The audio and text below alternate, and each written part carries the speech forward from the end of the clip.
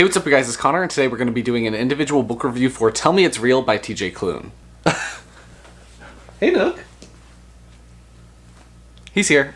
If you guys don't know, this is the first book in an adult contemporary romance series, which is called the Love at First Sight series, and it's set in Tucson, Arizona. This first book follows a guy named Paul. At the beginning of the book, he turns 30. He's just living his life. He works at an auto insurance company, I believe. He spends most of his time either with his pup, which he calls Wheels because his dog is disabled and has a wheelchair, or with his best friend Sandy, who turns out to be a drag queen, and her drag name is Helena Handbasket. Paul is a pretty neurotic person, and that is showcased throughout this entire thing. He just has a lot of thoughts all the time, and he constantly is worrying about something or overthinking things. At the beginning of the book, he meets this guy named Vince. Vince immediately wants to get together with Paul and see where things go, but Paul thinks that Vince is just trying to date him as a joke and doesn't really believe that he's telling the truth. So it just follows Paul and Vince and all the characters that surround Paul during that whole situation. There are other things going on other than that. Sandy / Helena Handbasket has her drag situation going on, and then there's also reasons why Vince has come back to town. You start to explore all of those things while this romance situation is unfolding. As usual with my book reviews, I'm going to go through my pros, go through my cons, give you my rating, and be done. Nook is scratching in the background, which is distracting me. Are you okay? Good boy. Before we jump into pros and cons though, I'm going to talk about a couple of neutrals. The first is that the writing in this book is super casual. This is the most casual of any of his books that I've read so far, and in hindsight it would really be weird if it wasn't so casual. It's written in first person, so you follow Paul and you get all of his thoughts as everything is happening, and he constantly talks to the reader. Another book that I've read by TJ Klune that does this is Bear, Otter, and the Kid, so if you don't like that style, you're probably not going to like this either. But just know that going in, Paul does talk to you, the reader, as he's telling his story. Also, at the very beginning of the book, there's this huge info dump where you get a rundown about what Paul looks like and who Paul is and everything like that. It's self-aware about that. Paul is like, I'm about to just dump a bunch of information on you. Like, he literally says that in the book and then dumps a bunch of information on you. And when I was reading it, I was like, at least this is self-aware, but it's still an info dump. So know that going in, the very beginning is going to have a rundown about what Paul looks like and what kind of person he is, etc. And for some reason in this book, a lot of compound sentences don't have commas, which is such a random thing, but I kept noticing it. So if you're really particular about grammar and commas and punctuation, just be aware. My second neutral for this book is that this book is not going to be for everyone. No book is, but this book especially doesn't seem like it's going to get along with everyone. The characters in this book sometimes seem a bit misogynistic, and they like hate vaginas and think they're the most disgusting thing on the planet. Anything bad that happens, or anytime they're describing something that's bad, they usually use a term that has something to do with women. Like, I don't know, when someone's punking out on something, calling them a bitch. So if that's gonna bother you, I don't think you'll really like this book, because that's just how these characters are, and I just don't think that everyone's gonna like that. To me, it seemed that this book is most geared towards gay men and won't appeal to as many other people because of everything that I just talked about. Maybe I'm just being oversensitive about stuff like that, but that's just what I was picking up on while reading this novel. And my last neutral that I'm going to talk about is that this book, like many of TJ Klune's books, has a ton of angst in it. You're just going to have to follow Paul as he's being a big dummy and doesn't get over himself for the longest time and is standing in his own way, and it's just so angsty, so be aware of that before you go in as well. Oh, one other thing that I wanted to mention, so I guess another neutral, is that the humor in this book is very sex driven. Like, there are a ton of sexual innuendos all the time. The characters make sexual comments to each other a lot. So just know that that's the type of humor that's in these books. So that's not for everyone either. And for all the sex talk, there's actually not that many sex scenes in this book. So if you're wanting a book that has some sex scenes but not a ton of that stuff, this one might be for you.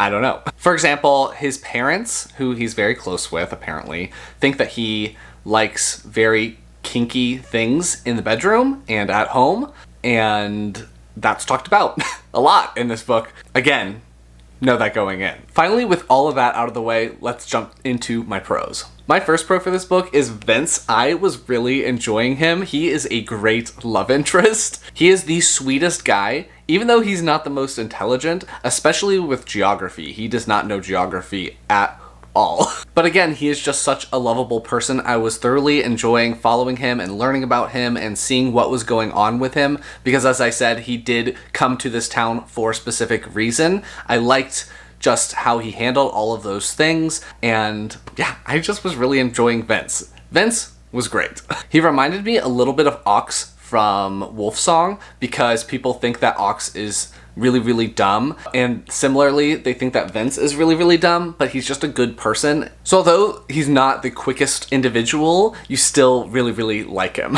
My second pro for this book is going to be the little dog character. His name is Wheels, as I said before. I really enjoy how TJ Klune does his dog characters, because the owner of the dogs always has a lot of conversations with their pets and responds to them like the pets are talking back to them. I said this in my review of Withered and Sear, which I'll leave linked up above if you want to check it out, but I just really appreciate seeing that dynamic, because I talk to Nook all the time, like he can understand what I'm saying, and I think he does understand what I'm saying sometimes, but I definitely fill in what I think he's saying back to me, and I love that, being in the books.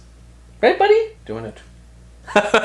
Another thing that I love in books is kooky old people. I just always adore them. I like them in any book that has a kooky grandparent or whatever in it, and this book has a kooky grandparent. Paul's grandmother, Nana Gigi, is fantastic. I love how just upfront she is and how she tells Paul exactly how it is or how she views it. Nana Gigi also has a talking parrot named Johnny Depp, who either is homophobic or hates Paul and always makes fun of Paul every single time Paul walks by him or comes to Nana Gigi's house. As I said before, Paul's family is very close to him, and maybe a little weirdly too close, because they do talk about sexual things quite often. Johnny Depp also talks about sexual things at Paul a lot, so just know that. But I was really enjoying those parts because I found that a parrot was saying those things to be hilarious.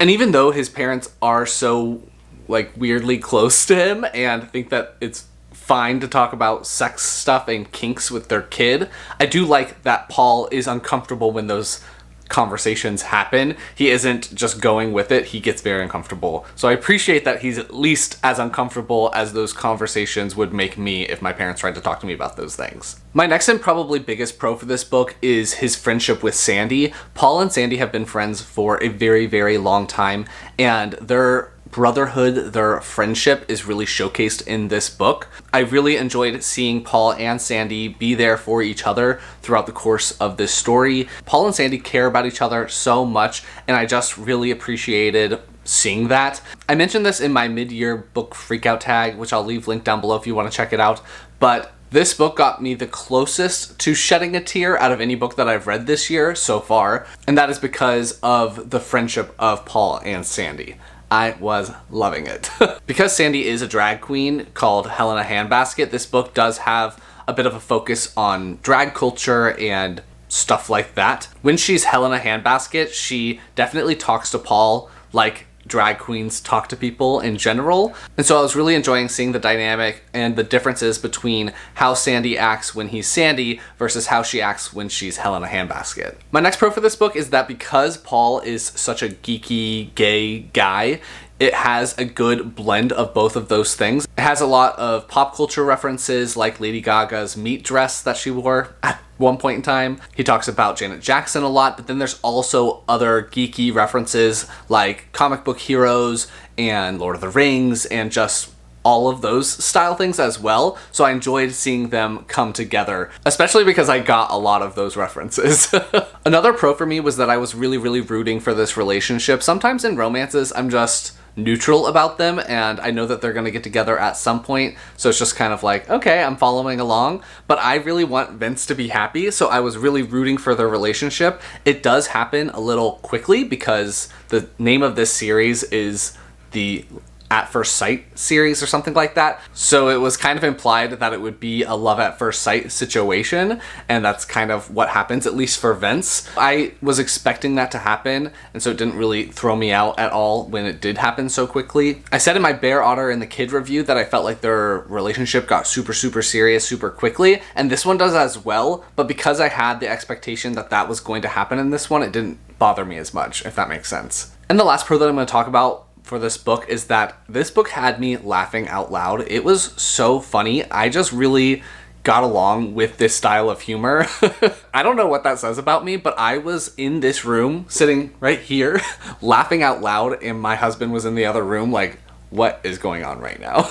So even though sometimes I'd be like, that joke was a miss for me, a lot of the jokes hit for me, and I was really enjoying them. Now let's talk about a couple of cons. I think that all of my cons stem from Paul and things that Paul does or what Paul is like, so let's get into that. My first con for this is that there is some casual transphobia that happens at the very beginning of the book. Not that a character has to address every instance of something that is offensive, but it was just very jarring because it was so early on in the book. I think it was on page 8. At the very beginning of the book, someone mistakes Paul for being transgender and then goes on to say that he's still a woman and that ladies gotta stick together or something like that. And Paul doesn't really correct her because if he was transgender, then he would be called a he, and that's the end of that. So that just was a bit weird, especially to be at the very beginning of the novel. Like I said in my neutrals, the characters in this can be misogynistic,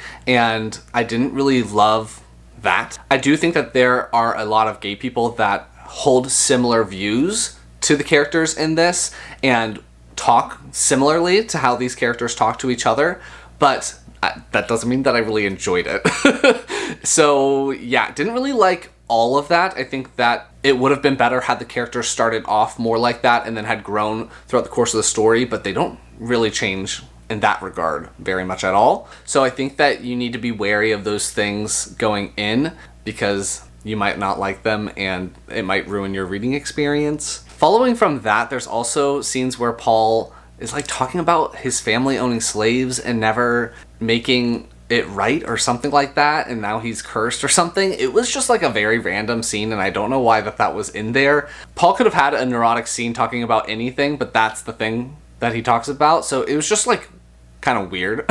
And so all of these like random small instances made me not like Paul as much as I was hoping to. It seems that most of my cons that I have with this book all stem from the main character, and they're all like small things that I'm like, I don't really like that. I don't really like that. And so it's not like one huge thing that I really didn't like. It was all of these like small things that Paul does and says that I was like, don't like those.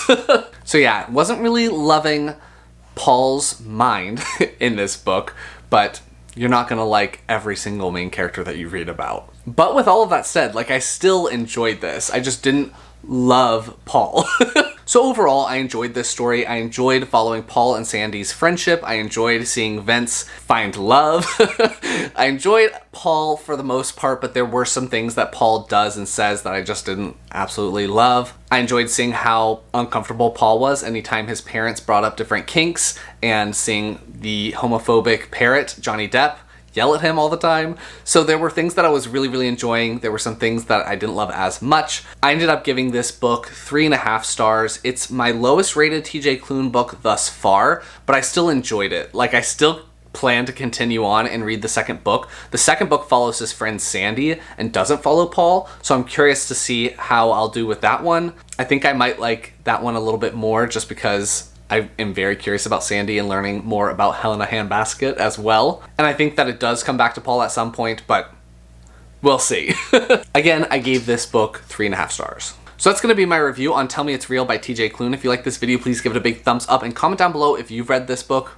What were your thoughts on it? If you want to check out any of the other reviews that I've done for TJ Klune books, they'll be up in the card symbol as well as linked in the description. If you've read the other books in this series, should I continue? Nook's back.